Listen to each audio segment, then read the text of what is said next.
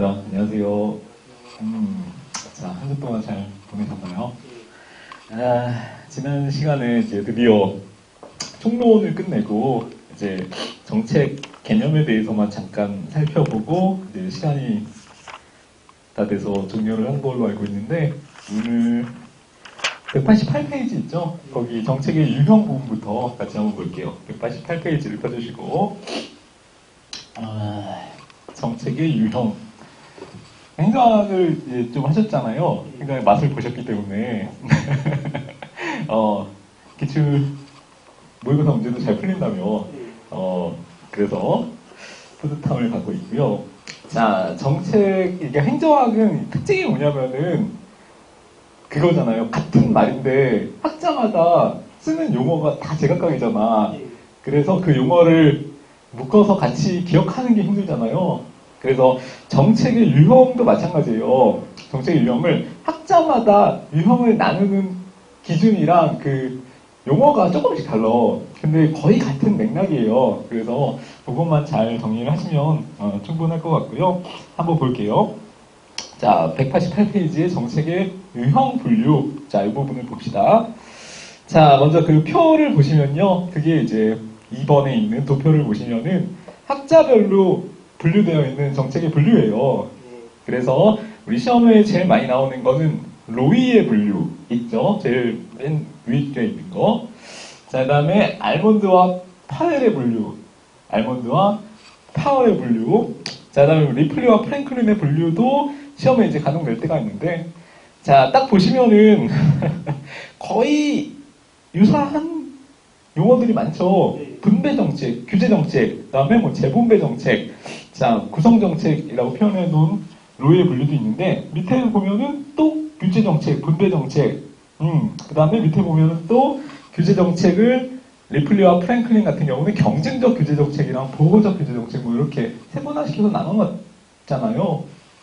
자, 그래서 이 일단 분류를 학자마다 나름의 기준을 갖고 분류해 놓은 것을 헷갈리지 않게 잘 연결해서 매치시킬 수 있으면 돼요. 첫 번째는.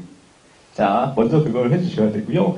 그래서 로이의 기준에 따르면은 정책을 어떻게 나눠놨는지 하는 내용들을 먼저 정리하시고, 그 다음에 또 다른 학자의 기준으로 따졌을 때는 또 정책을 어떻게 구분할 수 있는지 그렇게 학자별로 정책의 유형을 매치시킬 수 있게 정리하시면 된다는 거죠.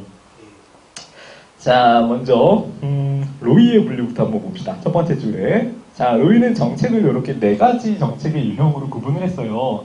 첫 번째는 분배 정책. 분배 정책은 뭘 것 같아요? 추측하기에 복지, 뭐 나눠주는 거, 혜택을 베푸는 거 이런 거겠죠. 자, 상식을 한번 테스트해볼까? 혜택을 나눠주면은 그러면 혜택을 나눠주면은 정책 집행 과정에서 어떤 정책 결정이나 집행 과정에서 어떤 형태의 행태가 발생되겠어요? 혜택을 나눠주면? 아니, 혜택을 나눠주면 이렇게 뭔가 더 달라고. 좋아요. 이거 너무 그 행정학적이지 않은 답변이잖아. 그거 말고 뭔가를 이렇게 혜택을 주는 정책을 했을 때 보통 이제 상대방에게서 나타날 수 있는 어떤 행동의 방식 같은 게 있을 수 있겠죠. 너는 그래, 이번엔 내가 혜택을 받을 테니까 다음엔 네가 혜택을 받을 수 있도록 줄게. 허회주의의 근거를 둔 약간의 담합 행태 같은 게 나타날 수 있겠죠. 담합 행태. 그래서 서로 여러 사람들이 같이 합심해서 자기들의 이익을 취득하기 위해서 노력하는 행태. 그거를 이제 우리 행정학에서 배운 영어 중에서 뭐가 있었어요? 거기까지는 아직 아닌데. 담합이라는 거는 같이 합심해서 뭔가를 한다는 거잖아요. 그러니까. 다시 공부해. 다시 복습해. 지대추구는 뭐예요? 포획을 하기 위한 과정이었잖아. 지대추구는 포획을 하기 위한 로비 과정이었고, 담합이라는 것은 투표의 거래에서 나왔던 로그롤링? 그렇지, 로그롤링 같은 개념이 있었잖아요. 담합 그러면은 로그롤링이랑 같은 표현이라고 생각하셔도 돼요. 담합, 통나무 굴리기, 통나무 어떻게 굴리기? 같이 굴리기. 그러니까 담합. 자, 그러니까 분배 정책 같은 경우는 나눠주는 거잖아요. 뭔가 선심성 행정이란 말이에요. 그러니까 이 수혜를 받는 수혜 당사자들끼리의 서로 나눠 먹기식 행태가 발생될 수 있고, 자, 그게 단합을 통해서 이루어지기 때문에 걔를 로그롤링 행태다 이렇게 부른다는 거죠. 자, 또는 뭐가 있겠어요? 얘를 이 필요로 하는 수혜자에게 맞게 확실하게 이제 배분적 정리를 실현시키면서 분배하는 게 아니라 그냥 한 번에 샥 뿌려주고, 자, 너들끼리 알아서 나눠가죠 라고 하는, 그렇지, 불통정치, 포크배럴 같은 정치 형태가 나타날 수가 있겠죠. 자, 그래서 우리 그냥 막연히 이때까지 배웠던 걸로 추정을 해도 분배 정책은 수혜자한테 뭔가 혜택을 주는 정책, 그래서 당연히 그 수혜를 받는 당사자들에게 담합 행태, 로그롤링이나 아니면은 힘 있는 돼지가 더 많은 사료를 차지하듯이 포크배럴 같은 구유통 정치, 이전 투구식의 행태가 나타날 수 있다라는 내용을 추측할 수 있겠죠. 청론을 확실히 공부를 했다면. 자, 그래서 아무튼간에 자, 그걸 이제 추측을 하면서 접근을 하시면 될 것 같아요. 자, 그래서 로이의 분류 중에 첫 번째 나오는 분배 정책부터 한번 볼게요. 분배 정책. 자, 분배 정책이라는 건 또 다르게는 배분 정책이라고도 해요. 분배를 이제 앞뒤를 바꿔서 배분 정책이라고도 표현을 하는데, 자, 이건 뭐냐면은 서비스나 재화나 권리, 이익 같은 것들을 배분하는 정책. 이렇게 우리 그냥 분배라는 표현에서 상식적으로 생각해 볼 수 있는 그 내용 그대로예요. 자, 그 다음에 정책의 효과는 다수인에게 이익이 분산된다 라는 내용. 그래서 어떤 예가 있나 봤더니 수출, 특혜, 금융 뭐 이런 게 있죠. 이거는 특혜를 주는 재정적 혜택인데, 자, 이거는 이제 세금을 걷어서 세금을 가지고 조세에서 얻어진 재원으로 혜택을 베푸는 그런 정책들을 얘기하는 거고요. 자, 그 다음에 국가 보조금 지원. 이런 것도 우리 보조금 할 때 배웠었죠. 깜짝 놀랐지. 보조금? 선물이나 재화를 나눠주는 형태의 보조금이었고요. 주택 자금 대출. 이런 것도 많이 들어봤겠죠. 주택 자금 대출은 재분배 정책이냐 분배 정책이냐 이거 혼동하시는 분들이 많은데, 주택 자금 대출은 수혜자가 한정되어 있는 거예요. 여러 사람들한테 다 나눠져서 분산되어 있는 거예요. 그렇지. 누구나 소득 관계없이 주택 자금 대출이라는 걸 받을 수 있잖아. 그러니까 주택 자금 대출도 나중에 나오는 재분배 정책이 아니고요, 분배 정책에 들어간다. 이렇게 기억을 하시면 돼요. 분배 정책. 자, 그 다음에 뭐 밑에 쭉쭉 내려와 주셔서 보시면은 공항, 항만, 도속도로 같은, 얘를 이제 일컫는 용어가 사회 간접 자본이었죠. SOC, 그렇지. 사회 간접 자본. 자, 이런 것들도 분배 정책의 하나예요. 분배 정책이 하나.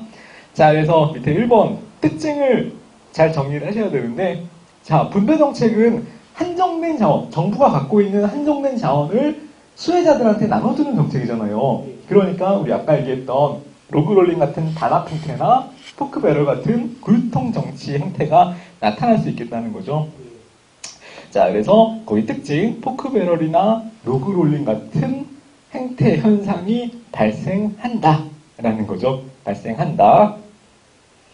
자, 그 다음에 정책 내용이 비교적 쉽게 집행이 된다는 특징이 있어요. 정책 내용이 다른 정책들에 비해서는 쉽게 집행이 되는 특징을 갖는다라는 거죠. 왜? 비용은 누가 부담하는데?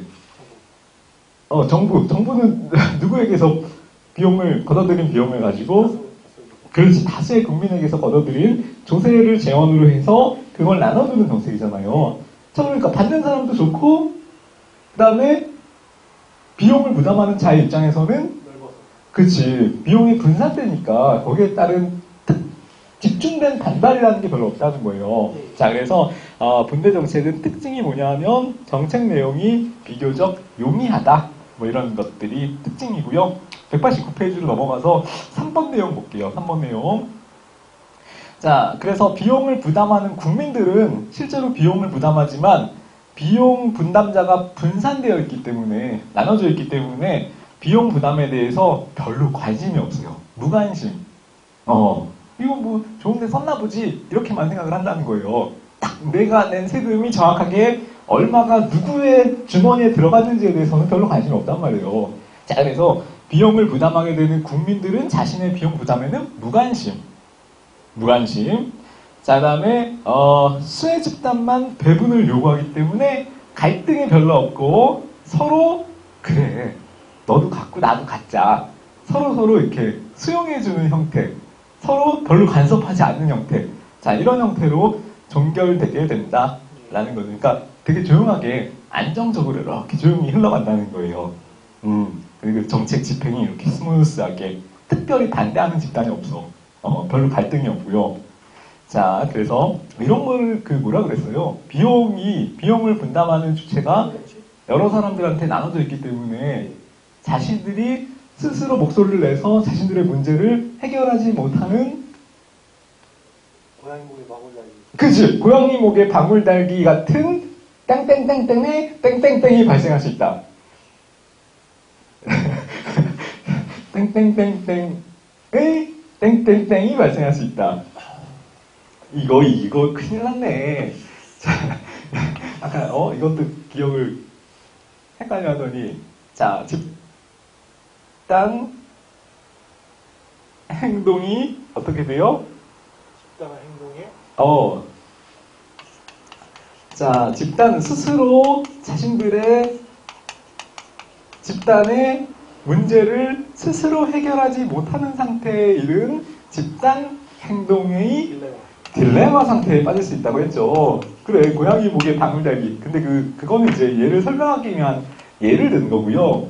고양이 목에 방울 달기. 예를 이해하고 용어를 까먹으면 안 돼요. 예. 자, 그래서 비용을 부담하는 비용 부담자의 입장에서는 집단 행동의 딜레마가 발생할 수 있다. 같은 맥락이죠. 예. 지난번에 너무 칭찬을 해줬더니 살짝 방심한 거 아니야? 아니야, 잘 할 거라고 믿어요.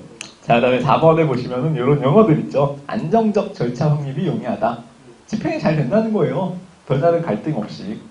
자, 이 내용은 기억해 두시면 되고. 그래서 분배 정책이 뭐냐, 일단. 그 다음에 분배 정책은 어떤 특징이 있느냐.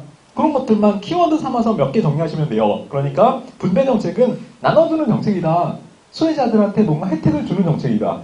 그 다음에 거기 예에는 어떤 게 있느냐. 수출, 특혜, 금융, 보조금 지원, 주택자금 대출 이런 것들이 있다. 그럼 어떤 특징이 있느냐. 포크배럴이나 룸롤링 같은 게 나타날 수 있다. 갈등은 높다, 낮다?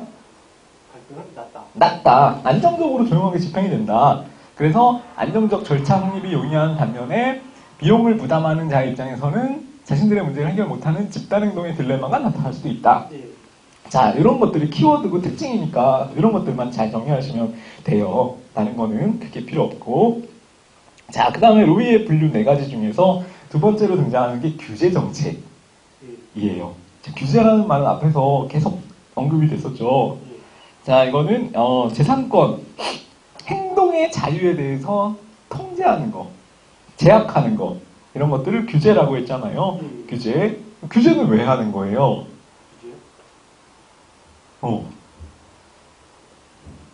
규제를 함으로써 이 사람한테 권리를 제약함으로써 들어가는 일종의 비용보다 편익이 더 높을 수도 있고, 그치. 여기서 규제를 통해서 얻으려는 편익이라는 것은 사회 전체의 공익을 얘기하는 거죠.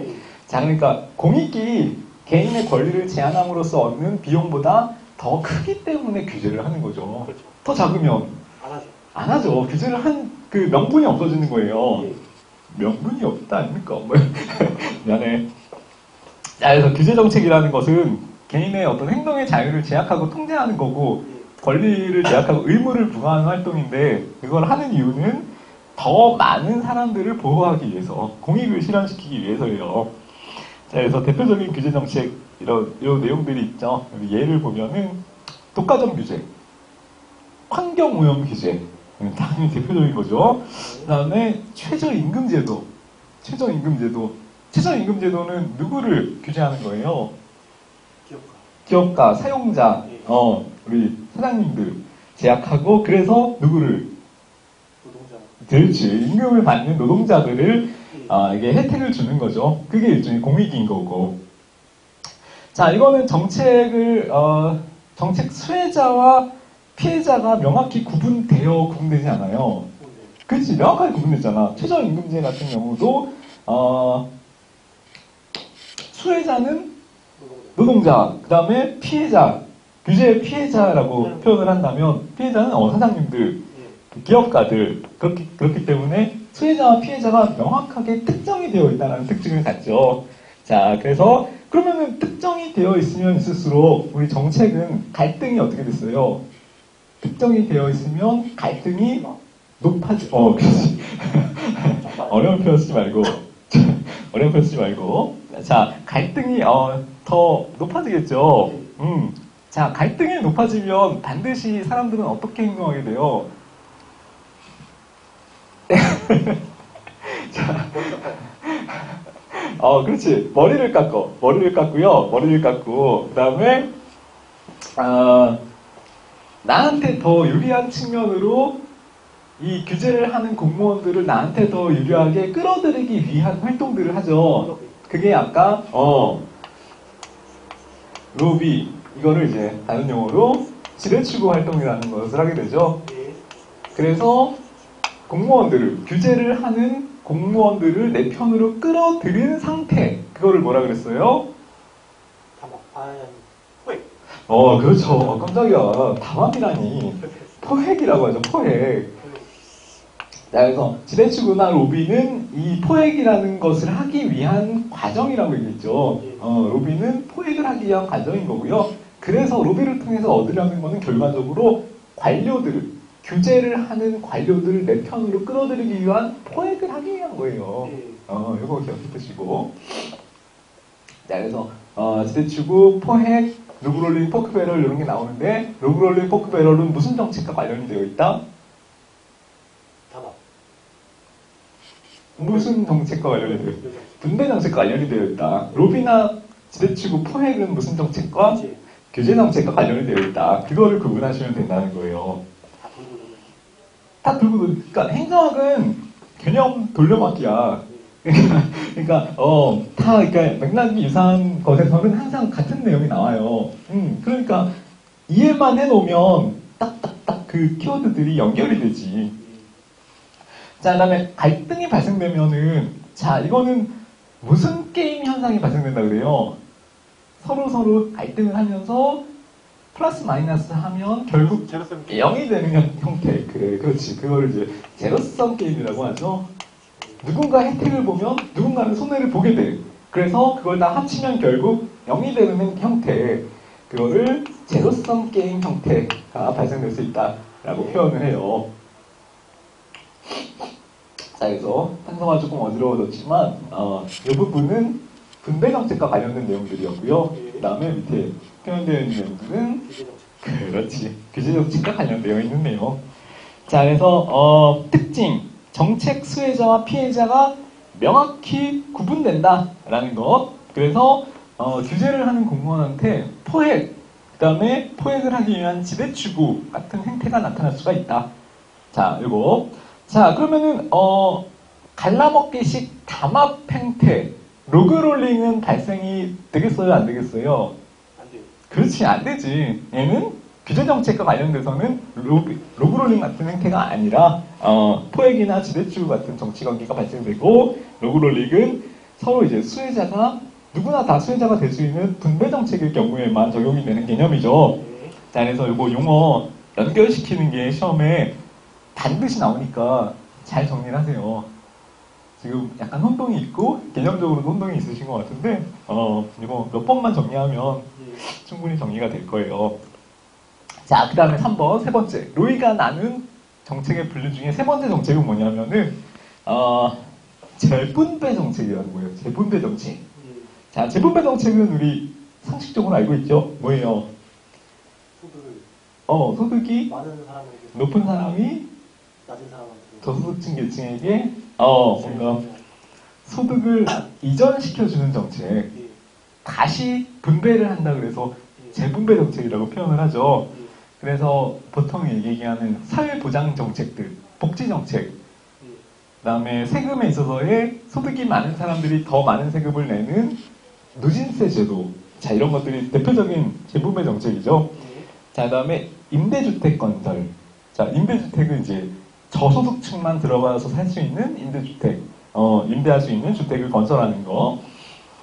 소득이 낮은 사람한테 세금을 감면해 주는 거. 세금을 공제해 주는 거. 이런 것들이 대표적인 무슨 정책? 재분배죠. 재분배 정책에 해당되는 거죠. 자, 그럼 재분배 정책은 어떤 특징이 있는지 한번 봅시다. 자, 재분배 정책. 자, 재분배 정책은 수혜자와 피해자가 명확히 구분되지 않아요. 구분돼요. 명확히 구분이 되죠. 네. 구분되는 특징을 가져요. 근데 이 명확한 구분이 뭘로 나뉘어지냐면은 사회적인 계급으로 나눠진단 말이에요. 자, 그래서 가진 자와 못 가진 자의 사회적 계급, 그 다음에 노동자, 보통 이렇게 얘기를 하죠. 노동자 계급이랑 자본가 계급이 서로 싸우는 계급 투쟁의 형태로 발생된단 말이에요. 네. 자, 그래서 얘는 어떤 특징이 있냐면은 대립적 계급 정책의 특징을 갖는다라는 거예요. 자, 요것도 그래서 이거를 클래스 폴리시 이렇게 표현을 하는데 계급 정책의 형태를 갖는다라는 거 특징을 기억해 두시고요. 자, 그다음에 아까 비용 부담자랑 수혜자가 명확하게 구분되면 갈등이 높다 그랬어요, 낮다 그랬어요. 높아요. 그렇지. 야, 그거 뭐 이렇게 오래 생각하니? 자, 재분배 정책은 반드시 갈등이 높아질 수밖에 없어요. 네. 왜냐면 계급 투쟁의 성격을 갖고 있잖아. 그러니까 계급 간의 갈등이 반드시 높아질 수밖에 없죠. 자, 그래서 얘는 갈등이 오히려 규제 정책보다도 더 어떻게 보면 높고 가시적이다. 이런 특징을 갖는다라는 게 재분배 정책의 가장 대표적인 특징이에요. 네. 갈등이 규제 정책보다도 더 가시적이다. 자, 이런 표현을 써요.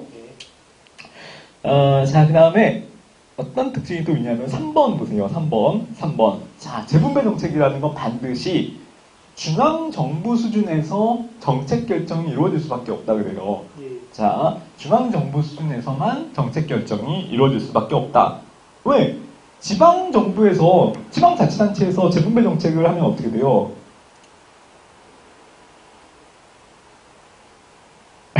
규모의 경제. 규모의 경제로. 아니야. 지방자치단체에서 보세요. 재분배 정책이라는 건 반드시 여기 3번에 중앙정부 수준에서만 이 정책이 만들어질 수밖에 없다. 네. 재분배 정책은 중앙정부에서 밖에는 못한다. 이 말이잖아요. 왜? 지방자치단체에서 재분배 정책을 하면 안 돼? 예를 들어서 뭐 동작구에 사는 사람들만 소득이 1,000만 원 이상 되면은 한 500씩 누진세를 때려. 네. 그럼 안 돼? 그리고 왜 안 될까요? 아니 왜 안 되긴 이 사람아. 그러면 그 부자들은 동작구에 살려고 하겠어요? 안 살려고 하겠어요? 안 살라. 안 살려고 하지. 다른 구로 넘어가면 되는 거 아니야. 그러면은 내가 세금을 안 내도 되는 거잖아요. 자, 그러니까 지방정부 차원에서 이 재분배 정책을 실현하는 거는 실효성이 없어요. 왜? 이사를 가면 되니까. 자유로운 이동이 가능하니까. 네. 이걸 무슨 가설이라고 그랬어요? 발로 하는 투표. 피구 가설. T9 가설 아니고요. P9 가설이라고 했죠. P9 가설이랑 자꾸 헷갈리지 마시고 P9세랑 헷갈리지 마시고. 자, 그래서 그 내용들이 있으니까 기억하시면 되고, 반드시 지방자치단체 차원이 아니라 지방정부 차원이 아니라 중앙정부 차원에서 재분배 정책 결정이 이루어져야 된다. 네. 이렇게 정리를 반드시 하셔야 돼요. 자, 거기 옆에 189페이지에 팁 그림을 보시면은 이런 내용들이 나와요. 이게 이제 시험에 나오면은 꼭 분배 정책이랑 재분배 정책을 비교를 해. 자, 그래서 이거 같이 한번 묶어서 비교를 하면서 한번 볼게요. 자, 분배 정책은 아까 수혜자한테 혜택을 주는 정책이라고 그랬죠. 예. 자, 그거는 비용 부담자가 누구였어요? 비용 부담자? 전체 국민? 그렇지, 전체 국민. 그래서 무슨 딜레마가 나타난다? 집단 행동. 집단 등의 딜레마가 나타난다. 근데 재분배 정책은 아까 비용을 부담하는 자가 누구예요? 자본가. 고소득자. 고소득자, 자본가, 맞죠? 그러니까 비용 부담자가 분산되어 있지 않고 집중되어 있는 거고, 자, 그다음에 수혜자는 아까 분배 정책은 특정되어 있지 않고 이것도 역시 가수. 분산되어 있죠. 예. 다수, 누가 수혜자가 될지 모르는 거예요. 주택자금 대출, 그러면은 아까 얘기했잖아요. 누가 주택자금 대출의 수혜자가 될 줄 모르는 거다라는 거죠. 자, 그래서 분배 정책은 비용을 부담하는 자도 나눠져 있고 수혜를 누리는 사람들도 상대적으로 분산이 되어 있다는 특징이 있어요. 예. 자, 근데 재분배 정책은 수혜자가 누구예요?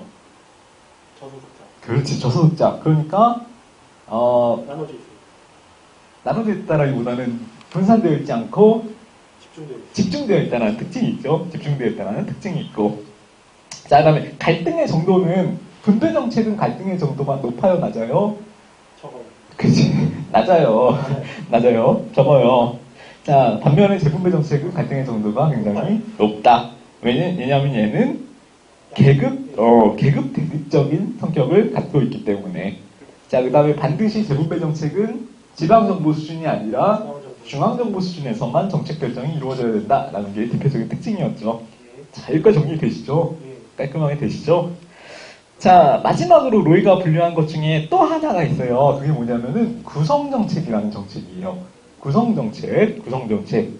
자, 이거는 뭐냐면은 정치 체계를 재구성하는 거예요.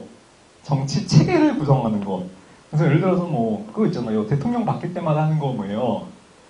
뭐 부처 이름 바꾸고 뭐 처 단위 부를 뭐 처로 바꾼다든지 처를 청으로 바꾼다든지 아니면 뭐 올린다든지 하는 내용들 많이 하잖아. 그거를 정부 조직 개편이라고 하죠. 자, 그런 것들이 대표적인 구성 정책이에요. 그다음에 선거구를 뭐 이렇게 나눴다가 또 이렇게 나눴다가 그다음에 2명을 뽑았다가 뭐 3명을 뽑았다가 뭐 이런 내용들 있죠. 그것들을 이제 선거구 조정이라고 하는 내용들인데, 자, 얘는 그냥 그 정부 구조나 체계만 바꾸는 거. 사람들한테 뭔가 규제를 하거나 혜택을 주거나 이런 게 아니고 그냥 그 정부 안에서의 구성만 바꾼다 그래서 얘를 구성정책 이렇게 표현을 한다는 거예요. 예. 구성정책. 자, 얘는 이제 체제 내부를 정비하는 정책. 외부 아니고요. 내부를 정비하는 정책 이렇게 표현을 하고요. 예. 자, 그다음에 대외적으로 가치를 배분하는 데는 영향이 없다. 이런 표현들을 좀 익혀도 돼요.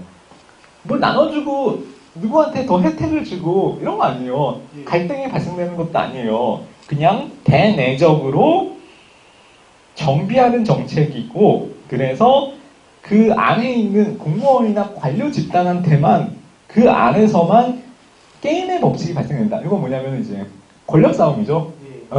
좀 더 많이 가지려고 하고 자신들의 어떤 조직의 힘을 더 키우려고 하고 세력을 더 부풀리려고 하고 규모를 더 크게하려고 하고, 자, 이런 것들을 이제 게임의 법칙이 발생된다 이렇게 표현을 해요. 예. 게임의 법칙. 자, 요 용어 기억해 두시고. 그래서 게임의 법칙, 만약에 지문에 키워드로 나오면은 그거는 로이의 4가지 분류 중에서 무슨 정책과 관련이 있다? 구성정책과 관련이 있다. 자, 그 다음에 또 이런 표현도 써요. 총체적 기능과 권위적 성격을 특징으로 한다. 권위적 성격과 총체적 기능을 특징으로 한다. 라는 거예요. 총체적 기능. 조직 전체 구조를 개편하는 거니까 약간 총체적 기능 이렇게 표현을 하는데, 자, 이런 용어들만 잘 매치시킬 수 있게 정리를 하시면 되는 거예요. 자, 그래서 로이의 분류 4개 있었죠. 무슨 정책. 분배, 규제, 재분배, 구성. 그렇지.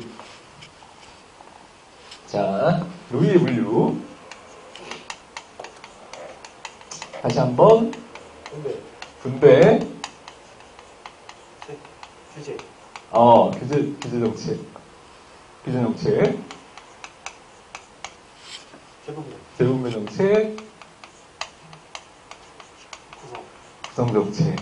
이렇게 4가지 로이의 정책 분류 방법이 있다라는 거였죠. 예. 자, 대내적으로 게임의 법칙이 발생되는 거는 4개의 분류 중에서 무엇? 구성정책. 총체적 기능과 권위적 배분과 관련이 있다는 건 구성정책. 자, 그 다음에 로그롤링. 분배 정책. 포획.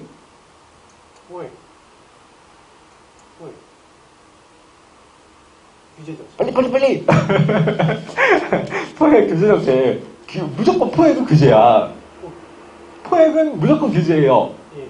그 다음에 포획은 규제고 규제는 포획이고 포획은 반드시 지대추구. 지대추구 포획 규제. 지대추구 포획은 무슨 정책? 규제. 지대추구 포획은 규제. 지대추구 포획은 규제. 계급 갈등적, 계급 내리적 성격. 재분배 정책. 갈등이 제일 큰 거. 재분배 정책. 갈등이 별로 없어. 수능대. 분배 정책. 그렇죠. 자, 그래서 특징들만 잘 기억을 하시면 되고요. 이렇게 위해서 로이의 분류를 4개로 나눴어요. 4개로 나눴고 기억을 하시기는 어렵지 않을 거예요. 그 다음에 제일 중요한 게 특징을 연결시키는 거 있죠. 키워드랑 같이 그걸 기억해 주시면 돼요. 그 다음에 두 번째, 알몬드와 파월의 분류. 파우월이라고 표현을 해놓으셨는데 파월 뭐 이렇게 발음을 할 수가 있겠죠. 영어 시간도 아닌데 뭐.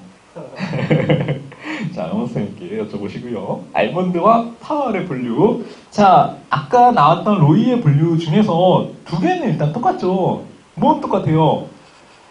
분배 규제. 그래, 분배랑 규제는 똑같아요. 분배는 규제는 똑같아. 근데 뭐가 또 다른 용어가 있어요. 추출 정책. 아, 이게 뭐야? 상징 정책. 추출 정책, 상징 정책이라는 표현이 있어요. 추출, 상징. 그래서 아까 나왔던 것 중에서 2개는 일단 똑같고요.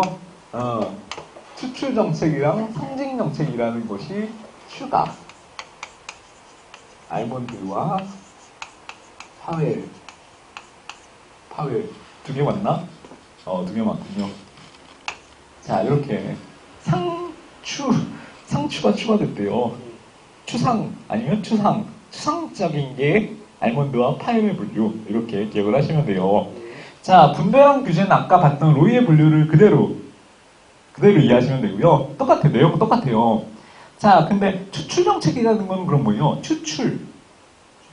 자, 우리 군대 갈 때 어떻게 됐어요? 강제로 추출당했죠. 자, 그다음 세금 낼 때 우리 통장에서 강제로 추출당하죠. 그거예요. 정부가 국민들한테 뽑아내는 거.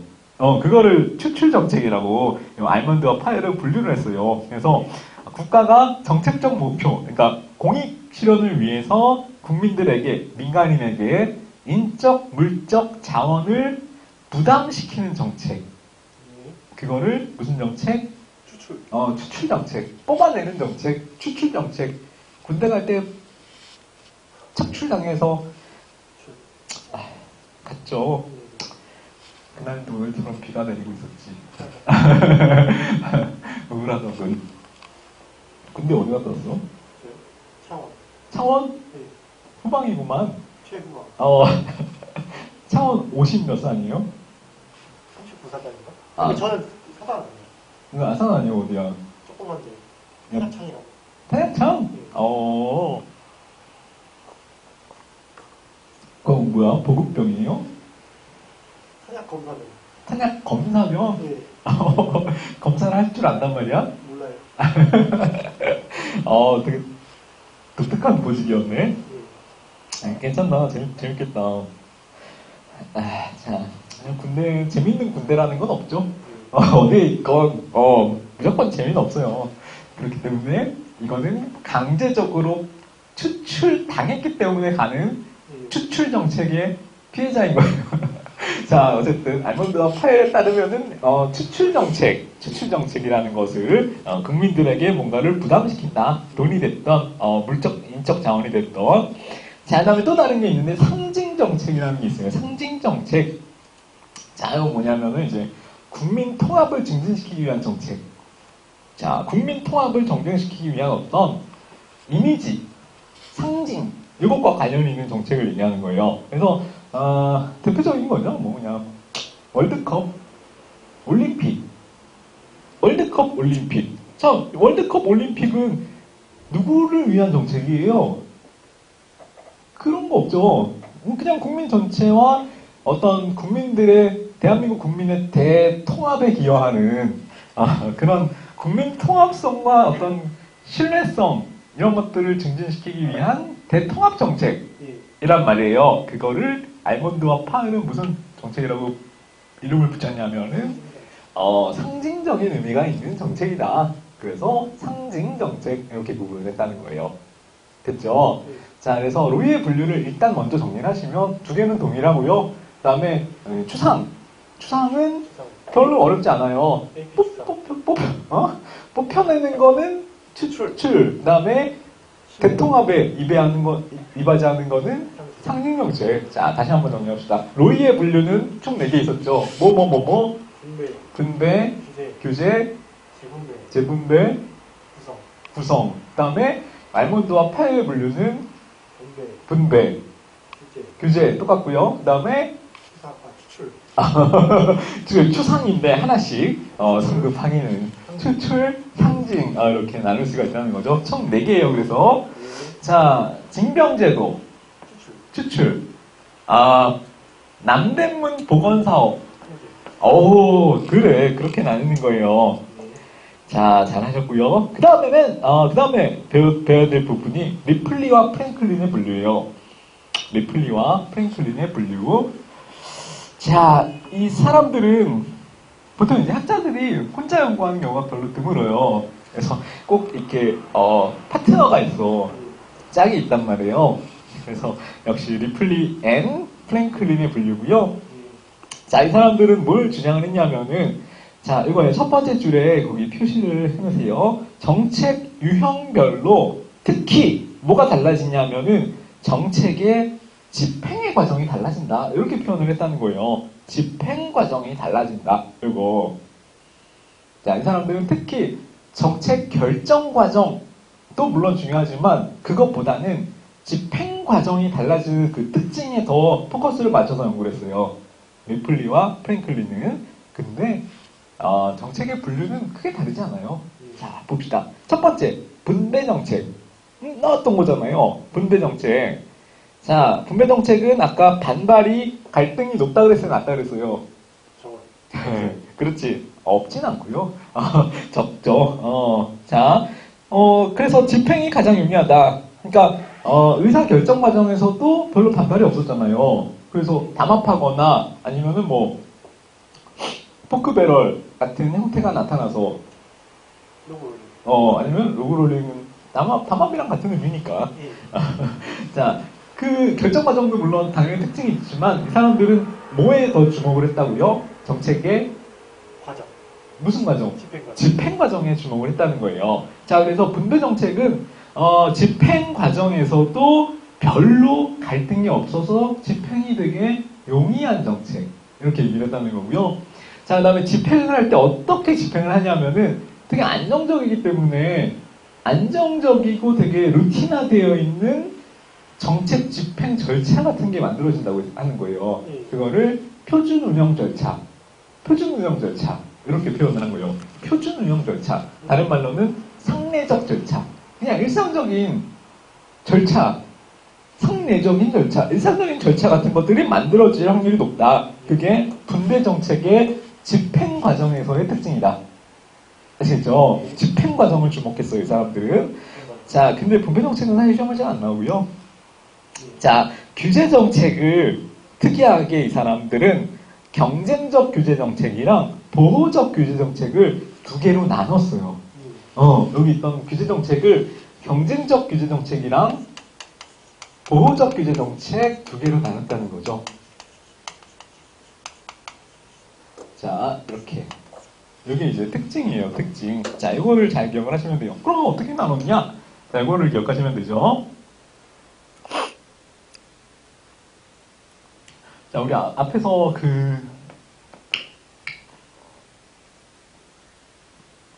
아니다. 또 이러면 또 헷갈리실 것 같아요. 이거 참 배려하는 강의. 얼마나 좋아요. 자, 경쟁적 규제 정책은 뭐예요? 경쟁이 너무 심화되는 것을 막기 위해서 특정 사업자에게 어떤 사업에 대한 허가나 인가권을 주는, 혜택을 주는, 맞아요. 공급권을 부여하는 정책들, 이런 것들을 경쟁적 규제 정책, 이렇게 표현을 해요. 자, 어떤 게 있냐면은 밑에 예를 보시면은, 자, 방송국을 내가 세우고 싶어. 그때 방송국 설립하기 위한 인가권을 주는 거. 예. 자, 이런 것들을 경쟁적 규제 정책. 또 뭐가 있냐면은 항공기를 내가 항공 사업을 하고 싶어. 뭐 아무나 할 수는 없죠. 항공 사업을 하고 싶어. 그때 항공 취향 허가를 주는 거. 이런 것들이 대표적인 거죠. 그래서 우리나라 항공사 뭐 크게 뭐 대한항공, 아시아나항공 이런 집단들은 다 다른 기업이랑 다르게 항공 노선 취향 허가를 받은 거잖아요. 그래서 그걸 통해서 이 경쟁에 참여할 수 있는 권리를 얻게 된 거예요. 참가 자격을 얻게 된 거. 이런 의미인 거죠. 자, 그래서 자, 어떤 공급권을 허가나 인가라는 이름으로 공급할 수 있는 자격이나 권리를 주는 거. 그게 경쟁에 참여할 수 있는 혜택을 준다. 그래서 경쟁적 규제 정책. 이렇게 표현을 한다는 거예요. 경쟁적? 면제점. 응? 면제점? 면제점도 당연히 마찬가지죠. 당연히 뭔가 딱 한정된 사람들한테만 혜택을 주는 거. 그게 다 요 경쟁적 규제 정책이라고 생각하시면 돼요. 면허 마찬가지죠. 자, 그러면은 그 어떤 행태가 나타나겠어요? 이 로비. 독점적인 로비라는 건 규제에 다 나타나.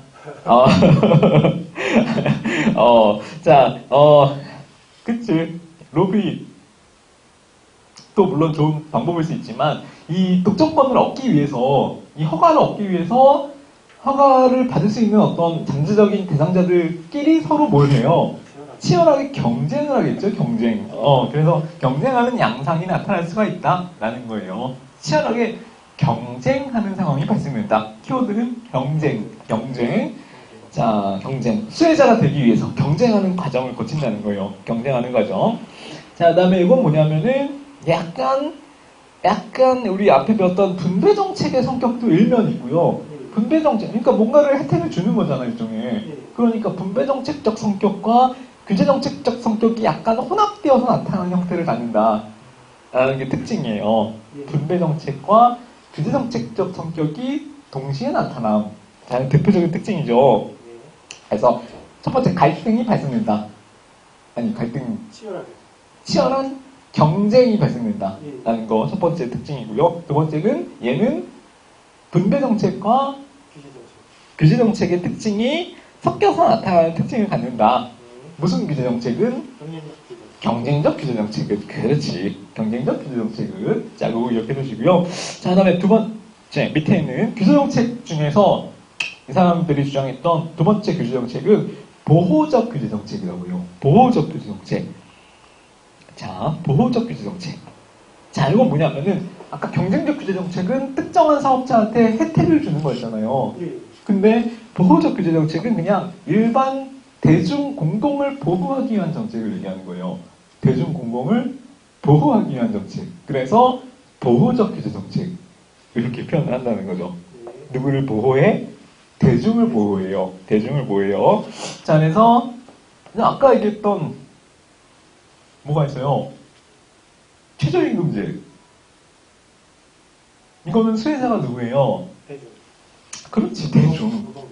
노동자. 그러니까 노동자 전체를 보호하기 위한 보호적 규제 정책으로 나눌 수 있다. 이렇게 생각을 한 거죠. 리플리와 프랭클린은.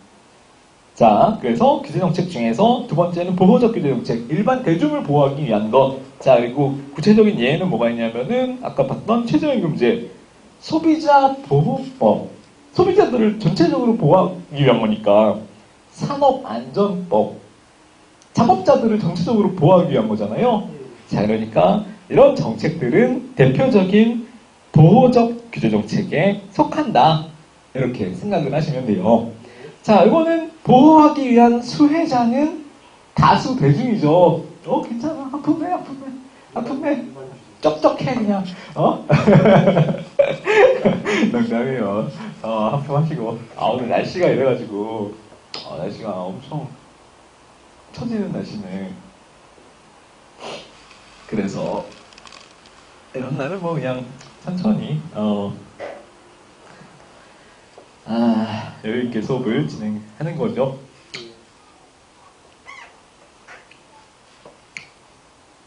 몇 시까지 잤어요?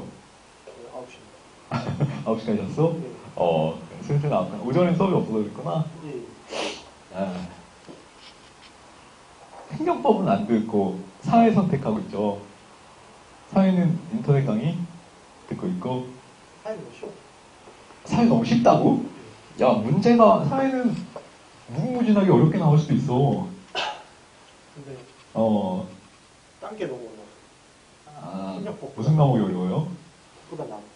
행정법보다 낫고 사회가 낫고. 그러면은 그거야. 하나 씨는 학생마다 법적인 학생이 있고요. 예. 학적인 학생이 있다? 그러니까 사회는 일종의 학이에요, 학. 예.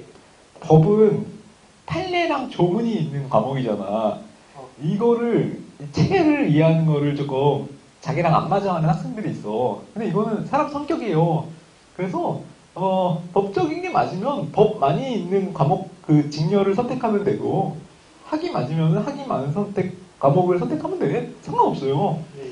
자, 그러니까, 본인 기호대로 하시면 되고, 근데 어떤 학생은 법을 훨씬 더 쉬워하는 학생이 있다니까. 그러니까 이거는 약간 법학적 마인드라 그래요. 리걸 마인드.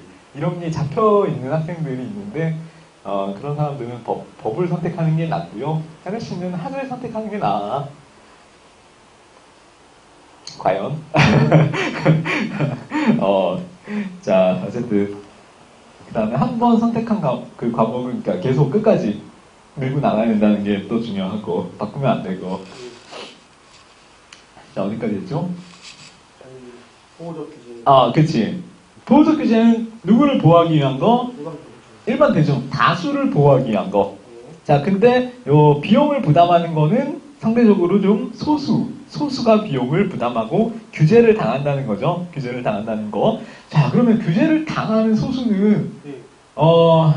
어떻게 대응하겠어요? 적극적으로 여기에 대해서 규제를 안 당하려고 반대 활동을 하겠죠. 집에 주고. 그렇지. 지대치구나, 포획을 하기 위한 지대치구 활동 같은 것들을 할 수 있겠죠. 머리 깎고? 그렇지. 그런 것들을 이제 생각나는 건 다 얘기하지 말고 가려서 얘기합시다. 자, 적극적 반대 활동을 하는 반면에 다수 수혜 집단은 이런 표현도 잘 알아두세요. 무임승차 현상이 나타날 수가 있다라는 거예요. 난 아무것도 안 해도 당연히 혜택을 받을 수 있잖아. 그러니까 적당히 묻어가려는 무임승차 같은 행태가 나타날 수 있다는 거예요. 무임승차. 자, 다음에 얘는 오히려 경쟁적 규제 정책에 비하면은 재분배 정책에 조금 더 가까운 성격을 갖는 거예요. 왜냐하면 주로 최저임금제를 예를 들어보면은 돈이 그래도 상대적으로 더 있는 계급 집단에서 기업가나 사용자 집단에서 규제를 해서 일반 대중들, 사용자, 고용자, 노동자들을 보호하기 위한 거잖아요. 네. 상대적으로 이제 계급 간의 어떤 구분을 통해서 약간의 계급 갈등적 성격이 나타나기 때문에 상대적으로는 재분배 정책에 더 가까울 수 있다는 거죠. 그런 특징들이 있으니까. 자, 경쟁적 규제 정책은 뭐와 뭐를 성격을 동시에 지닌다고 했어요? 분배 정책과 규제랑 건데. 규제. 반면에 보호적 규제 정책은 상대적으로 재분배. 재분배 정책과 성격이 약간 일면 유사한 부분이 있다. 자, 라는 거 기억해 두시고. 자, 그 다음에 또 하나, 마지막으로, 리플리와 프랭클린은 재분배 정책을, 정책의 유형으로 또 넣었어요. 자, 그래서 재분배 정책. 이 내용은 아까, 정리를 했기 때문에 크게 어렵지 않을 것 같고요. 자, 얘는, 갈등이 높아요, 낮아요? 높아요. 높죠. 자, 근데 리플리와 프랭클린은 정책 무슨 과정을 중시했기 때문에 집행 과정을 중시했기 때문에 집행 과정이 그러면 어떻게 이루어지느냐 그 내용을 본 거예요. 자, 아까 분배 정책은 집행이 안정적으로 용이하기 때문에 뭐가 발생된다고 했어요? 분배 정책은 루틴화된 그 절차를 집단운동이 들려요. 그걸 물어본 게 아니야. 표준 운영 절차라는 게 만들어진다 그랬죠. 표준 운영 절차. 영어로 SOP. 근데 갈등이 높으면 표준 운영 절차라는 게 만들어지기가 어려워요. 그렇죠. 그래서 루틴화 가능성이 낮다. 그래서 표준 운영 절차라는 것이 만들어지기가 어렵다라는 게 특징이고요. 재분배 정책은 이데올로기적인 갈등의 논쟁의 강도가 높죠. 계급 갈등 정책이니까. 클래스 폴리시니까 얘네들은 이데올로기적인 막 이렇게 열띤 논쟁을 하기가 굉장히 높다라는 거죠. 가능성이 높다라는 거. 자, 그다음에 반발이 가장 심하기 때문에 집행도 가장 어려워요. 자, 얘는 뭐 결정도 어렵지만 집행도 굉장히 어렵죠. 갈등이 이제 계속해서 발생되기 때문에 재분배 정책은 집행이 가장 어려운 정책이다라는 내용을 자 봐두시면 될 것 같고요. 그래서 뭐 이런 굵은 글씨로 되어 있는 특징들만 사실은 잘 정리하시면 우리 뭐 어렵진 않아요. 그래서 그리고 참 어려운 부분이 처음에 수험생들이 헷갈려하는 부분이 역시 나누는 거, 정책 나누는 거 있죠. 그런 것들을 어려워하죠. 한글로. 그래서 리플리와 프랭클린은 뭐라고 그랬어요? 자, 정책을 나누는 유형을 집행 과정에 따라서 집행 과정에 포커스를 맞춰서 정리를 했고요. 그 다음에 정책의 유형은 처음에 분배 정책, 그 다음에 경쟁적 규제 정책을 두 개로 나눠서 경쟁 규제와 보호 규제로 나눴고, 그 다음에 마지막으로 재분배 정책 이렇게 구분을 했다는 거예요. 그래서 요 구분만 정확하게 할 수 있으면 충분하고요. 그다음에 아까 얘기했던 그 각각의 정책들의 특징들 있죠. 게임의 법칙이 나타나는 거는 로이의 분류 중에서 무슨 정책? 게임의 법칙은 로이의 분류 중에서 게임워치 구성. 그렇지. 구성 정책. 뭐야 그 뜸들이는. 자, 로그롤링은 로이의 분류 중에서 분배 정책. 포크배럴. 지대추구. 규제 정책. 포획. 규제 정책. 그렇죠. 자, 그래서 간단한 특징들만 잘 정리를 하시면 돼요. 알몬드와 파엘은 정책 분류 4개의 유형, 뭐와 무슨 정책으로 나눴죠? 알몬드와 파엘. 분배, 규제, 추출, 상징. 분배, 규제, 추출, 상징. 그 다음에 리플리와 프랭클린은 분배 정책, 분배, 경쟁적 규제, 보호적 규제, 재분배. 로이는 분배, 규제, 분배가 나왔으니까 재분배, 그 다음에 상징. 상징은 상추. 구성. 이거 봐. 헷갈리잖아. 자, 다시. 상추, 추상. 누구예요? 알몬드와 파엘. 구성 정책은 누구다? 구성 정책은 로이다. 여기에 들어간다. 경쟁적 규제와 보호적 규제를 나눈 거는 이게 좀 어려운데 리플리와 프랭클린이었다. 이렇게만 기억을 하시면 되고. 자, 내용적으로는 어렵지 않은데 아까도 말씀드렸듯이 학자와 매치시키는 거, 그다음에 구분하는 거, 이거 나중에 되면 더 헷갈려요. 구성정책의 알몬드와 파일이죠. 뭐래? 구성정책은 로이지. 자, 그래서 어쨌든 헷갈리는 포인트만 잘 잡으시면 시험에 또 뭐 어렵게 느껴지진 않을 거예요. 그래서 보시고. 자, 192페이지로 넘어갑시다. 자, 이거 유형 잘 받으시고 192페이지. 자, 이건 뭐가 나오냐면은, 자, 크게 중요한 건 아니에요. 중요도가 D죠, D. 근데 아까 봤던 앞에 건 뭐였어요, 중요도가? S니까 잘 받으셔야 되고, 이거 반드시 외우셔야 되고. 자, 정책 결정 요인 이론은 사실은 그냥 넘어가도 상관없는데, 나왔으니까 간단한 개념 정도만 볼게요. 자, 이건 뭐냐면은 정책을 결정하는 원인이 뭐냐 이거예요. 그래서 일단 넘어가시고 밑에 2번에 정책 결정 요인론이라고 되어 있는 부분을 한번 볼게요. 자, 이건 뭐냐면은 정책을 결정하는 요인은 뭐냐라는 이제 궁금증을 학자들이 이제 해결하기 위해서 학자들 간에 다툼을 벌이는 거예요. 자, 정치학자들의 입장에서는 정책을 결정하는 거는 정치적인 요소들이다. 예. 이렇게 표현을 한 거죠. 반면에 경제학자들의 입장에서는 아니다. 경제적인 요인들이 훨씬 더 정책 결정에 영향을 크게 미친다. 이렇게 서로 싸움을 벌인 거예요. 그래서 어떤 요인들이 과연 정책을 결정하는데 더 큰 요인을 미치는 중요한 요인이냐 이렇게 이제 생각을 다툼을 벌였는데 자 처음에는 경제학자들이 이겼어요. 그래서 처음 연구를 봤더니 오히려 경제적인 요인이 더 정책 내용이랑 연관이 커서 정책을 좌우하는 요소가 되더라. 이렇게 결론이 내려졌었는데 나중에 좀 더 연구를 해봤더니 사회 경제적 요인뿐만 아니라 정치적 요인도 정책에 영향을 미치더라. 이런 결론이 내려졌다는 거죠.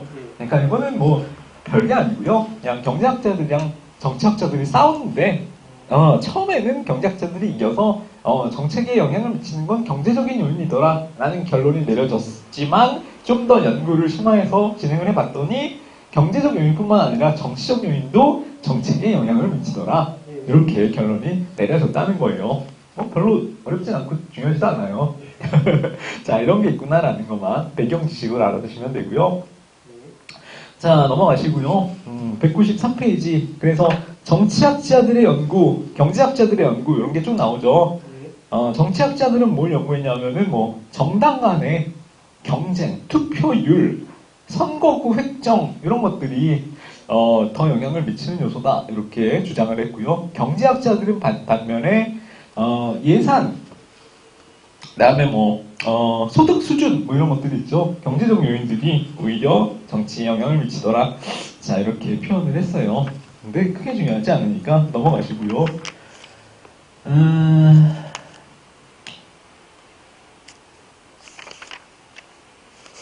이걸 한번 설명을 해드리는 게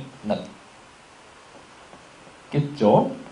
자 밑에 193페이지에 이거는 진짜 7급 시험이나 조금 아주 문제가 어렵게 내야겠다 싶은 문제를 냈을 때 간혹 나오는 부분이기 때문에 만약에 시간이 없으면은 나중에 정리할 때 떼고 보셔도 돼요. 일단 자 도슨과 로빈슨의 경제적 자원 모형, 허위관계 모형이라는 것이 있는데 자 이게 뭐냐면은 정치학자예요. 도슨과 로빈슨은 정치학을 연구한 정치학자들이었어요. 자 근데 이 그림 도표를 보시면서 같이 이해를 하시는 게 더 편할 거예요.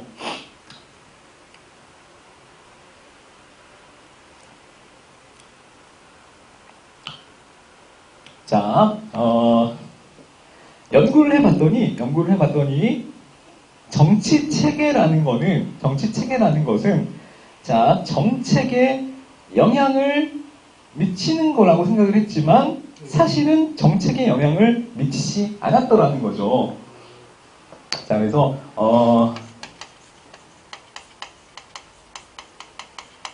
자 거기에는 이렇게 점선으로 표현이 되어 있죠. 자, 그래서 원래는 정치체계라는 것이 정치학자들의 생각에는 영향을 미치겠지라고 생각을 했다는 거예요. 그런데 연구를 심화해서 해봤더니 사실은 정치적 요인이 중요한 게 아니라 경제적 요인이 훨씬 더 중요한 원인이 되었더라 라는 거를 밝혀내게 된 거죠. 정치학자들이.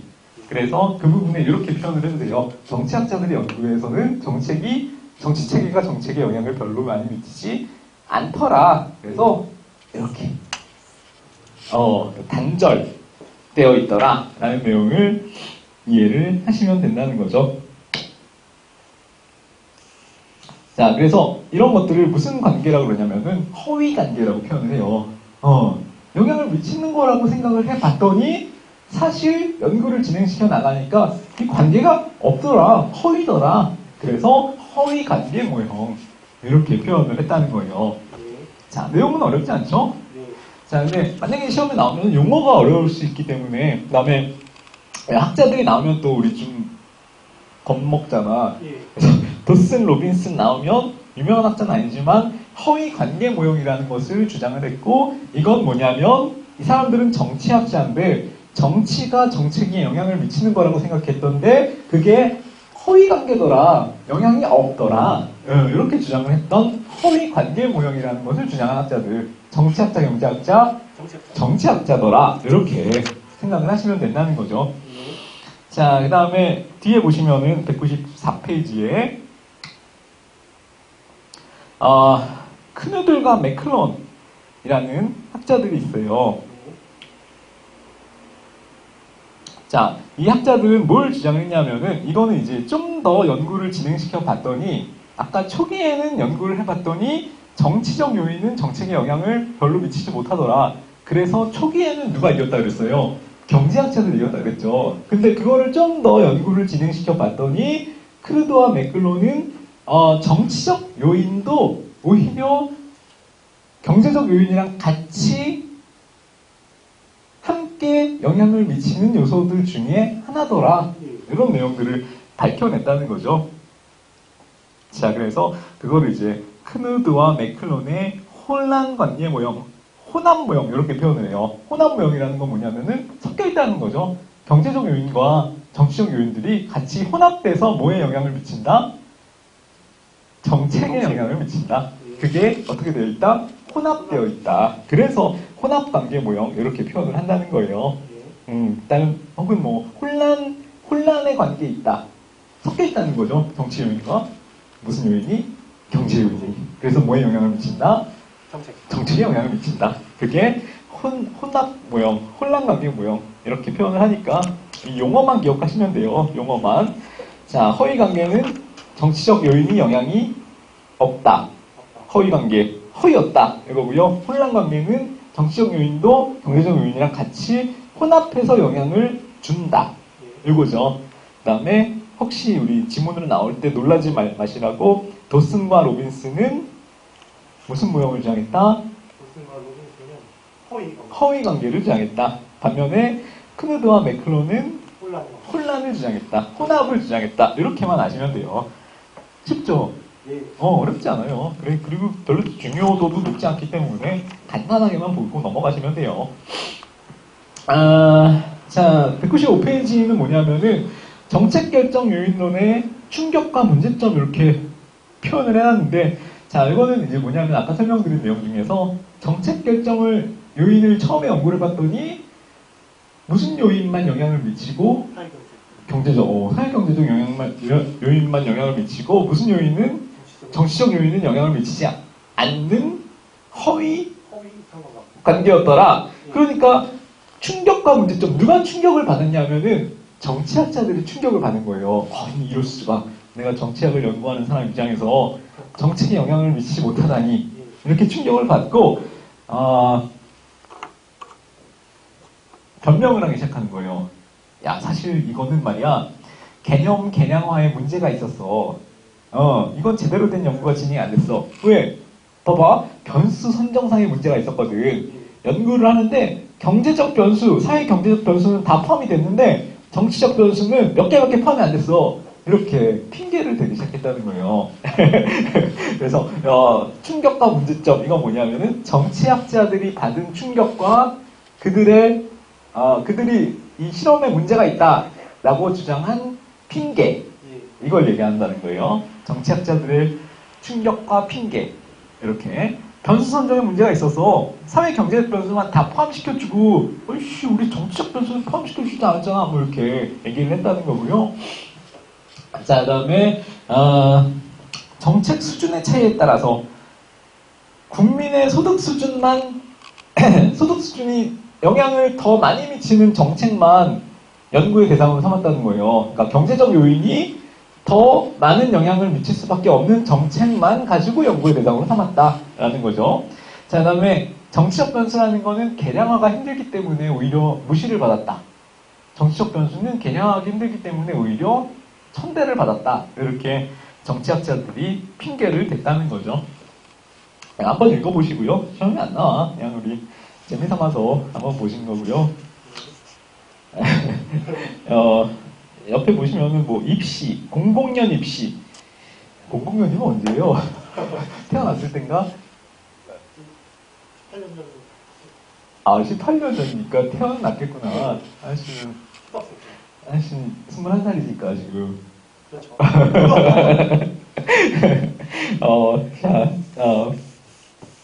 그래서 뭐 이거 한번 볼까요? 4번의 입시에 어쨌든 19년 전에 나왔던 입시 문제에서는 입법 고시죠. 정책 결정 요인으로 해서 개량하고 곤란한 정치적 변수가 과대평가되었다. 뭐 어떻게 되었대요? 과소. 개량화가 가능한 뭐만 경제적 요인만 과대평가되었다 이렇게 돼야 되죠. 어렵진 않은데 그냥 한번 본 거고요. 자, 그다음에 다음 페이지에 196페이지에 정책 과정의 참여자라고 되어 있어요. 자, 이것도 그냥 한번 쭉 읽어보고 넘어가면 돼요. 자, 어떻게 나눌 수 있냐면은 공식적인 참여자가 있고요. 비공식적 참여자가 있는 거예요. 공식적 참여자는 자, 우리 권력분리 원칙상 입법, 사법, 행정 이렇게 나누잖아요. 그거예요. 첫 번째는 입법기관으로서의 국회. 공식적 참여자죠. 당연히 법을 제정함으로써 정책이라는 거는 이제 법을 근거로 만들어지는 거잖아요. 그러니까 공식적으로 국회에서 입법 활동을 함으로써 정책을 만드는 역할을 한다. 공식적으로. 자, 그게 첫 번째. 자, 그 다음에 뭐 행정기관으로서의 행정부. 누구를 수반으로 하는? 대통령을 수반으로 하는. 자, 그래서 대통령과 대통령실의 보좌진, 이런 사람들이 다 정책에 영향을 미치는 공식적, 비공식적, 공식적 참여자더라. 그 다음에 행정기관, 관료, 당연히 들어가죠. 근데 요즘에는 관료의 역할이 더 커져요, 작아져요? 커져요. 왜? 행정국가에서. 행정국가 현상. 그 다음에 사회가 점점 더 정문화되고 복잡화되고 예. 분업화되니까 국회의원들이 다 모르잖아. 국회의원들이 뭐 정치인인데 이 내용에 대해서 다 모르잖아요. 예. 모르잖아요. 그래서 관료들한테 더 의지를 하게 되는 거죠. 그래서 웬만한 거는 그냥 큰 틀에서만 국회의원들이 만들어내고 세부적인 요소들은 다 이제 행정입법이라 그래서 행정부에서 세부적인 사항들을 보충하는 식으로 법이 만들어지죠. 자, 그래서 요즘 오늘날에는 행정기관의 역할이 굉장히 중요시되고 관료의 역할이 축소되지 않고 확대되는 경향이 있다. 이런 것들만 하나 기억을 해두세요. 최근에는 행정기관의 역할이 확대. 자, 근데 어떤 나라냐에 따라서 후진국은 행정기관의 역할이 상대적으로 더 후진국은 상대적으로 행정기관의 역할이 더 커요. 그런 특징을 상대적으로 더 가져요. 그래서 그런 것들도 같이 그냥 이해를 해두시면 되고요.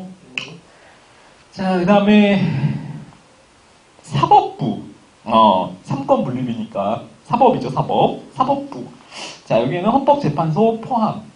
헌법재판소 포함. 그래서 사법부는 헌법재판소와 함께 최종적으로 판결을 통해서 정책을 최종적으로 판단하는 역할을 수행한다라는 거죠. 그래서 만약에 어떤 정책이 있어. 옛날에는 군대 갔다 온 남자들한테 5점 가산점 주는 제도가 있었어요. 예. 알아요? 그때 했어야겠네. 그래서 그때는 군대 가산점 제도가 있어가지고 5점을 이제 과목별로 하나씩 더 맞은 걸로 해주는 제도가 있었어. 그래서 남자들이 이제 훨씬 유리했었죠. 자, 근데 이게 이제 헌법 소원을 낸 거야. 위헌법률 심판이다. 위헌법률이다. 그래가지고 위헌이다. 위헌이다. 그래서 이제 여자 공무원 시험을 준비하던 여학생들이 헌법 소원을 낸 거야. 위헌법률이다. 이래가지고. 그래서 이게 헌법재판들의 재판 결과 이거 위헌이 맞네. 이거 폐지하도록 합시다. 이렇게 위헌 심판이 결정이 내려져서 그래서 사라지게 된 제도인 거예요. 자, 이거는 헌법재판소가 어떻게 한 거예요? 스스로 재판을 통해서 정책의 효력을 상실하게 만들었잖아. 그러니까 최종적으로 정책의 효력을 좌우하는 공식적 참여자로서의 어떤 역량을 발휘한 거죠. 그러니까 행정부, 국회뿐만 아니라 사법부인 대법원이나 헌법재판소 역시 정책의 최종적인 판단자로서의 역할을 한다는 거예요. 그러니까 사법부의 역할을 무시를 할 수가 없고요. 없어졌어. 미련을 두지 마세요. 한 문제 정도는 열심히 공부하면 맞을 수 있잖아.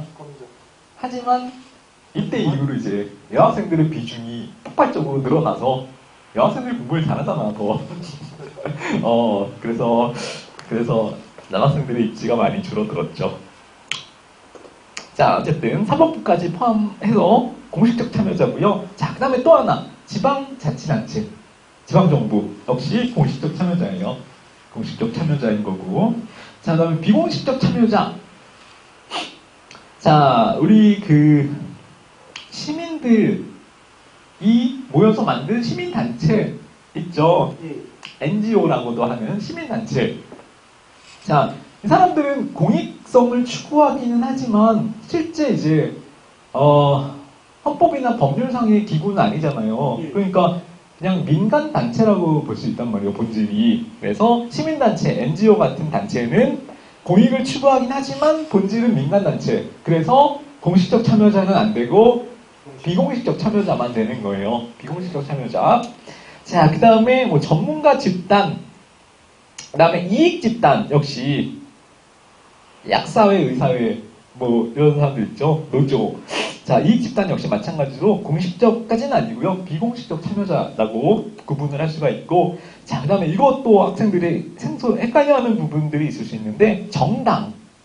자, 정당은 공식적 참여자가 아니에요. 비공식적 참여자란 말이에요. 다만 사적 개인들의 모임이긴 한데 정치인을 길러내서 정권을 획득하기 위한 사적 모임이기 때문에 사람들이 이제 헷갈려하는 거죠. 이 공식적인 참여자가 아닌가. 하지만 제도적으로 봤을 때는 얘네들이란다. 정당은 무조건 비공식적인 참여자로 분류를 할 수 있는 거예요.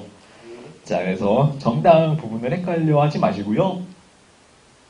자, 비공식적 참여자에는 그래서 정당을 포함한 정당, 이익 집단, 전문가 집단, 시민단체, NGO 이런 집단들이 있다라는 것만 기억을 하시면 돼요. 전혀 어려운 내용은 없고요. 196페이지에 거기 팁이라고 되어 있는 부분을 한번 정리해 볼까요? 국정조사, 국회에서 하는 국정조사랑 국정감사 활동이라는 곳이 있는데, 자, 이거 두 개 개념 구분하는 문제가 간혹 나올 때가 있는데, 자, 국정조사랑 국정감사는 어떻게 달라요? 자, 매년 국감 기간이라 해가지고, 자, 매년 일정한 기간 동안에 행정부의 활동 전반에 대해서 감사하는 활동을 하죠. 국회에서 하는 대표적인 활동 중에 그거를 국정감사라 그래요. 감사. 자, 이거 국정감사는 그냥 매년 하는 거예요. 매년 1년마다 어떤 부서에서 어떤 부처에서 어떤 업무를 수행했고 권한을 남용하거나 오용한 부분은 없었는지 예산을 목적에 맞게 제대로 집행을 했는지 하는 내용들을 전반적으로 다 보는 거예요. 공무원의 비위행위가 없었는지 이런 내용들을 매년 정기적으로 감사하는 활동을 국정감사라고 한다는 거죠. 자, 이거는 국정 전체에 대해서 매년 정기적으로 하는 평가 활동, 이거를 국정감사라고 하는 거고요. 국정조사는 뭐냐면은 매년 하는 게 아니에요. 자, 이거는 뭔가 주목을 받는, 여론의 주목을 받거나 특별히 조사해야 될 만한 목적이 생겼을 때, 그때만 하는 걸 국정조사, 이렇게. 얘는 국정 전반에 대해서 하는 게 아니라 특정 안건이 생겼을 때만 하는 거죠. 자, 그러니까 얘는 특정 사안이 있을 때만, 특정 사안에 대해서만 그게 생겼을 때, 그때 하는 게 국정조사. 국정조사. 그 다음에 매년 정기적으로 하는 게 아니라 비정기적으로 필요할 때만 간헐적으로 하는 게 국정조사고요. 자, 그 다음에 얘는 집행 과정에서 문제점이 있는지 없는지를 평가하는 거예요. 아까 국정감사는 다 마치고 나서 나중에 평가를 하기 위한 용도로 하는 건데, 얘는 이제 집행 과정에서 국회가 뭔가 잘못된 점이 없는지에 대해서 개별적으로 조사하는 활동을 국정조사 이렇게 조사와 감사 나눌 수 있다는 거예요. 자, 이것도 그냥 상식으로 알아두시면 될 것 같고. 자, 그 다음에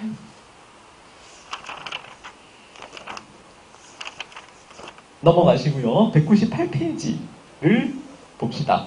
자, 여기서부터는 일단 굉장히 중요한 내용이 나와요. S.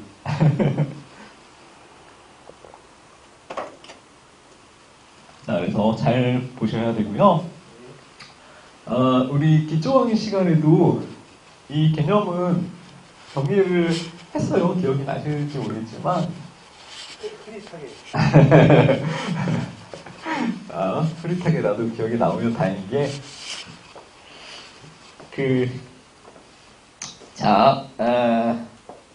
권력 모형이라고 되어 있죠. 이건 뭐냐면은, 정책에, 도대체 누가 정책에 참여하는 정책 결정에 이를테면 주인공이냐, 이거예요. 도대체 누가 참여하느냐? 정책에 영향을 미치는 참가자는 도대체 누구이냐? 자, 이거를 이제 연구한 내용들인 거예요. 그리고 그거를 가지고 하나 이론을 정립했는데, 그게 이제 대표적으로 지금부터 볼 권력 모형이라고 하는 부분이에요. 자, 그래서 이렇게 생각할 수 있죠.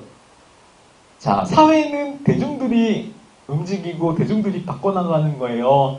소수의 권력을 지배하고 있는 독점 계층이 존재하는 거예요. 그때는 달라요? 자, 그럴 수 있지. 잘 피해가는군. 면접 가서 나중에, 그때 달라요. 만약에 얘기를 하게 되면은, 면접장에서는 좀 더 근거를 가지고 얘기를 하셔야 돼요. 왜 그때 다른지. 나는 그 중에서 어떤 입장에 가까운지, 뭐 이런 것들도 일목요연하게 정리를 잘 하실 수 있어야 되고요. 자, 그래서 그거예요. 소수의 지배계층이 존재해서 그 사람들이 정책을 만들어간다 라고 주장하는 입장이 있고요. 자, 그거를 뭐라 그러냐면은 엘리트론, 엘리트주의 이렇게 얘기를 해요. 엘리트 이론. 자, 반면에 아니다. 여러 사람들이 다 같이 영향력을 미쳐서 하나의 사회 문제를 해결하기 위한 정책을 만들어내는 거다. 모든 사람들이 다 영향력을 미칠 수 있다 라고 주장을 하는 게 다원주의 모형. 자, 그래서 크게 이제 엘리트주의랑 다원주의 이렇게 두 개로 나눌 수가 있다는 거예요. 자, 그 중에서 먼저 나온 엘리트 이론을 같이 한번 볼게요. 자, 엘리트 이론이라는 거는 정책 과정에 참여하는 사람들은 소수의 지배계층이다. 이렇게 주장을 한 내용이죠. 자, 이건 언제부터 만들어진 개념이냐면은 19세기 말부터. 19세기 말부터. 자, 처음에 18세기에는 이제 자유민주주의가 됐어. 이제 더 이상 왕이 혼자 독점하는 시대가 아니야. 그러면서 모든 사람들이 이제 평등하게 정치를 만들 수 있다. 정치 활동에 참여할 수 있다. 이렇게 낙관적으로 생각을 했다는 거예요. 자, 근데 실제로 정책을 연구해 봤더니 실제 정책 결정에 참가하는 사람들은 굉장히 소수였다라는 게 이제 학자들에 의해서 밝혀지게 된 거죠. 그래서 19세기 말부터 처음으로 엘리트주의라는 것이 만들어졌어요. 그게 고전적 엘리트주의요. 고전적 엘리트주의. 자, 이거는 19세기 말부터 만들어진 개념, 고전적 엘리트 이론. 그러면은 고전이라는 게 나왔다는 것은 우리 눈치 신 엘리트 이론이 또 나중에 나온다는 걸 알 수 있겠죠? 예. 자, 그래서 일단은 눈치를 까두시고 19세기 말에 처음으로 만들어졌는데 그거를 고전적 엘리트주의라고 부른다. 예. 이게 시험에 나올 때 그냥 엘리트론 나오면 좋은데 고전자를 붙여서 고전적 엘리트론이랑 신 엘리트론을 구분하는 게 나오거든요. 예. 그러니까 고전 엘리트론이라고 나눠서 기억을 해두셔야 돼요. 자, 그래서 고전적 엘리트론이라는 것이 19세기 말에 나오면서 기존에 이제 너무 모든 사람들이 평등하다라는 낙관론에 대해서 회의가 제기되었다. 이렇게 표현을 할 수가 있고요. 자, 그래서 다수 대중들은 소수의 엘리트의 의사결정에 그냥 어떻게 하는 거예요? 따라가는 사람들이다. 무지몽매한 개돼지들이다. 내부자들 영화 개돼지 대주는 개돼지들입니다. 뭐 이런 거 있잖아. 그렇게 보는 관점이 엘리트주의 입장이라는 거예요. 자, 굉장히 위험한 어떤 발상일 수 있죠. 엘리트들의 어떤 자기 중심적인 사고방식인데, 자, 근데 이 엘리트들은 소수의 집단인데, 그들은 어떤 특징을 갖고 있느냐? 엘리트들끼리는 서로 다 비슷한 환경에서 자라고, 다 혈연, 지연, 학연으로 얽혀있는 굉장히 폐쇄적이고 동질적인 집단이라는 거예요. 그 사람들은 다 서로 이렇게 아름아름해서 어떻게든 잘 얽히고 설켜있는 하나의 독점적인 지배 집단이다. 굉장히 폐쇄적이다. 그래서 그 집단들과 비엘리트들 간의 어떤 경계와 계급이 명확하게 구분된다. 이렇게 주장을 하는 게 엘리트주의, 고전적 엘리트주의의 입장이라는 거죠. 자, 그럼 엘리트들은 다른 계층이나 다른 계층의 이해관계에 관심이 있어요, 없어요?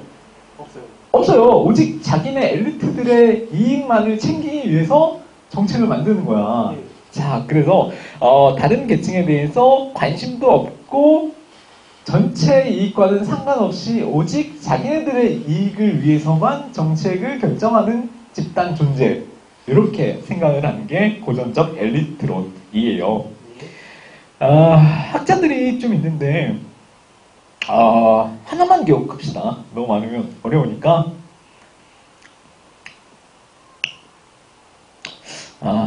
학자, 여기 과두제의 철칙이라는 게 있어요. 과두제의 철칙. 미켈스, 과두제의 철칙이라고 주장하는 학자가 있는데, 학자보다도 이 과두제의 철칙이라는 용어가 굉장히 시험에 많이 나와요. 많이까지는 아니다.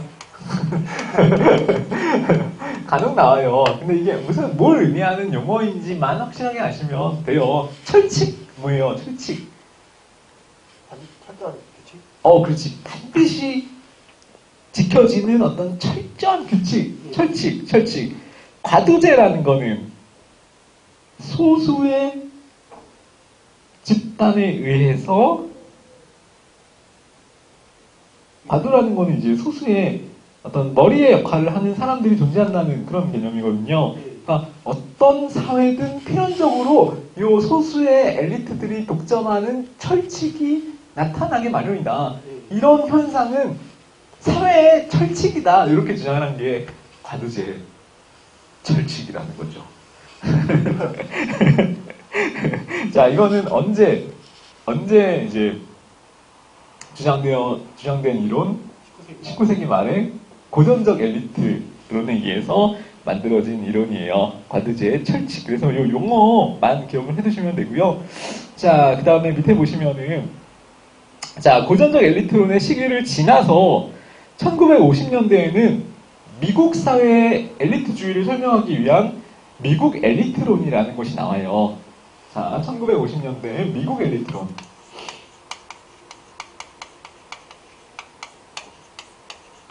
미국 사회를 설명하기 위한 미국 엘리트 이론이라는 것이 나오는데, 자, 이것도 한번 볼게요. 자, 이거는 다른 거 말고 밑에 있는 두 명의 학자들만 잘 기억을 하시면 돼요. 밀스라는 학자고요. 그 다음에 헌터라는 학자가 있어요. 밀스, 헌터. 밀스, 헌터. 밀스, 헌터. 자, 이 학자들은 이제 둘 다 일단 시기적으로 1950년대에 있었던 미국 사회의 엘리트주의를 설명하기 위해서 이론을 주장하는 학자들인데요. 자, 어떤 이론을 주장했는지 한번 볼게요. 밀스라는 학자는, 자, 미국 엘리트들은, 미국 사회를 움직이는 주역들은 누구냐 하면은 기업인, 그 다음에 군인, 그 다음에 정치인, 이렇게 세 집단이 실질적으로 미국 사회를 지배하고 있다. 이렇게 주장을 했다는 거예요.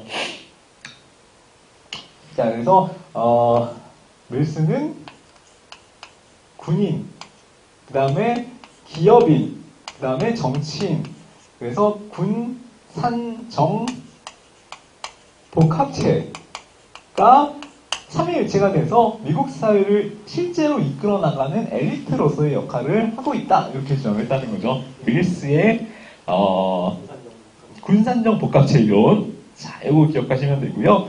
자, 이 사람들이 갖고 있는 뭘 이용해서 지위를 이용해서 이 지위에 따라서 미국 사회의 엘리트로서 영향력을 행사하고 있다. 그래서 이제 나온 게 밀스의 지위 접근법이라는 학설 이름이에요. 그래서 이거 기억해 두시고 밀스 지위 접근법. 지위는 무슨 지위를 얘기하냐면은 군산정에서의 지위를 얘기하는 것. 이 사람들이 실질적으로 지위를 가지고 미국 사회를 실제로 이끌어가고 정책 결정에 영향력을 행사하고 있다. 이렇게 접근을 하는 거고요. 자, 반면에 헌터라는 사람은 뭘 주장했냐면은, 자, 헌터는 딱 애틀란타시를 대상으로 이제 연구를 했어요.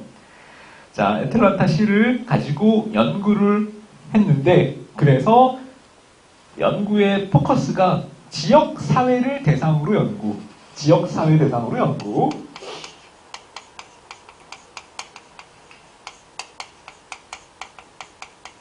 그 밀스는 지역사회가 아니고 미국 사회 전체를 대상으로 연구한 거예요. 미국 사회 전체를 대상으로 군산정 복합체가 결국 엘리트로서의 역할을 수행한다라고 주장한 게 밀스. 그 다음에 헌터는 그 애틀란타시라는 지역사회만 가지고 연구. 자, 그래서 연구의 어떤 범위가 다르죠. 상대적으로 거시적. 밀스는 미시적. 중범위 정도 연구를 했다. 뭐 이렇게 생각하시면 되죠. 이런 행정학적 용어들이 이제 입에 자연스럽게 붙네. 자, 그 중에서 헌터는 누가 가장 큰 영향력을 행사한다라고 봤냐면은, 거기 두 번째 점에 보시면은, 동료의식이 강하고 협력적인 기업 엘리트들이, 자, 기업 엘리트들을 굉장히 중요하게 생각을 했어요. 그러니까 군산정 중에서 산에 해당되는 기업 엘리트들이 실제로 이 지역사회에서 사회적 유지 역할을 하면서 엘리트로서의 역할을 행사하고 있다. 영향력을 행사하고 있다. 이렇게 봤다는 거죠. 자, 그래서 기업 엘리트들이 어디에서 결정을 하냐. 뭔가 밀폐된 공간에서 결정을 한다. 인데, 자, 이렇게 표현을 했어요. 담배 연기 자욱한 방에서. 스모크 필드 룸스에서 담배 연기 자욱한 방에서 마치 위스키를 마시고 포커를 치면서 혼자는 아니고 이게 엘리트들끼리 몇 명이서 소수의 기업 엘리트들이 모여서 담배 연기 자욱한 방에서 정책을 결정한다. 소수의 엘리트들이. 자, 담배 연기 자욱한 방이라는 거는 하나의 그냥 그 상징이죠. 뿌리에서 잘 안 보이는 베일에 가려진 소수의 엘리트들을 상징하는 거예요. 담배 연기 자욱한 방에서 엘리트들 소수끼리만 정책을 결정하게 되고 다른 일반 대중은 정치에 별로 관심이 없고 참여할 수 있는 역량이 없기 때문에 그냥 수용만 한다. 비판 없이 그냥 수용하는 존재가 개돼지 일반 대중들이다. 이렇게 접근을 한 거죠.